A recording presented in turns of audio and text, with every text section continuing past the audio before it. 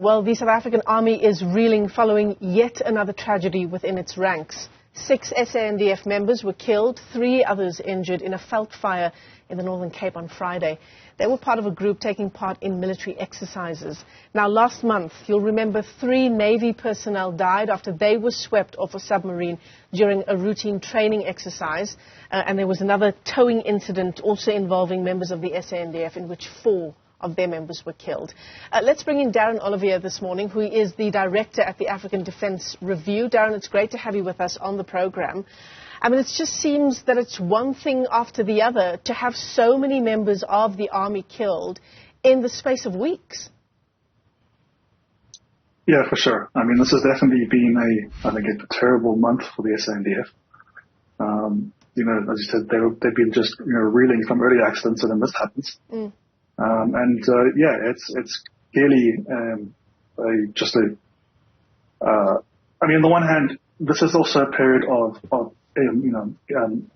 heightened activity, because this is a period of a number of exercises are being held. But in this case, this is being held at the Army's biggest exercise. So you are seeing a bit more activity than usual, but even so, to have this many incidents in this period of time is definitely worrying.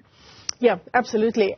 And how does the conversation around budget cuts within the SANDF play into what's unfolded over the past few weeks? So first of all, we must make it clear that we don't know that this is caused by budget cuts. We have to wait until the boards of inquiry are completed. That said, though, we do know that budget cuts will, in general, push people and equipment to the limit, because they're being asked to do a lot more with less. It also means that when things do go wrong, sometimes there are fewer assets available to support. So, for example, in this case, we know that obviously this fire came from outside the base, which is unusual. The base does have firefighting resources and a firefighting team, but most often they're used to putting out fires in the base, fires caused by, for example, firing tracers and similar things. In this case, this fire was, absolutely massive. It's plotted near the mines on the outside.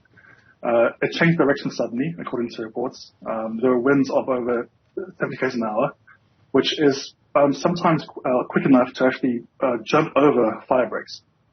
So, in that case, it's unclear exactly what measures were taken, what could have been taken. I think this will definitely cause a rethink of SANDF procedures.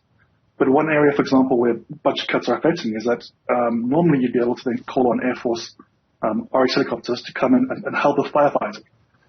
It's not easy, of course, because there are no nearby water sources, but it would still provide, some level of help. But of course, the Air Force is as badly affected by budget cuts. There simply aren't those things available. So what you're seeing is, the SANDF personnel are trying to do the best they can to keep operating, to keep exercising, to keep working under bad conditions. But when things do go wrong, there are fewer and fewer assets available to support them. Yeah, one comment after this veld fire was that the military exercises would go ahead despite what's happened, despite the loss of life as a result of this veld fire. In your view, Darren, what's unfolded not only in the Northern Cape, but with the other 2 incidents as well, would you say it's not a good look for the SANDF when we think about how other countries view us and our defense force? Yeah, I think certainly it's not a good look. Both in terms of other countries and the general public. And also, of course, it's bad for the personnel themselves. We ask a lot of our SANDF personnel. We put them in harm's way, both in exercise and operations. And we should really be doing everything we can to make sure that they have what they need, are given the right level of training, are provided the level of support they require, and, are given enough opportunity to practice with the right level of funding. So when we keep doing what we're doing, which is to so severely underfund the SANDF for decades, but still expect the same level of outcome, you're going to have accidents. Not every one of those will be caused by people not doing the right thing. Some will be caused by the fact that the more you do things with fewer resources, the more chance there are for things to go wrong. And, certainly I would put the majority of the issue here on the fact that we cannot go on with this level of disparity between the budget and what we expect of the forces. I mean, this exercise, for example, is a divisional level exercise, which is fairly ambitious for the Army. It's something that they weren't doing for a while. It's an attempt to have multiple brigades operate. And it's a really important capability to regain, to rebuild. So I think it's the right choice to go ahead with exercise. But certainly, this stuff isn't easy. It's really difficult to have these kinds of large exercises or even operations that might follow from it on the current level of funding. Yeah. And I think what we're seeing is the outcome of that. Yeah. I mean, I don't think there's any country in the world that could say that they're safe from terrorism, safe from risks from other nations, safe from some or other kind of invasion. If we take a look at what's happening in the rest of the world, especially given what's unfolded between Israel and Palestine, a lot of the analysis is that we are a world at war. So no country really is immune from some kind of threat, right? In that context, if there was a worst case scenario and something were to happen in our country, would we be prepared?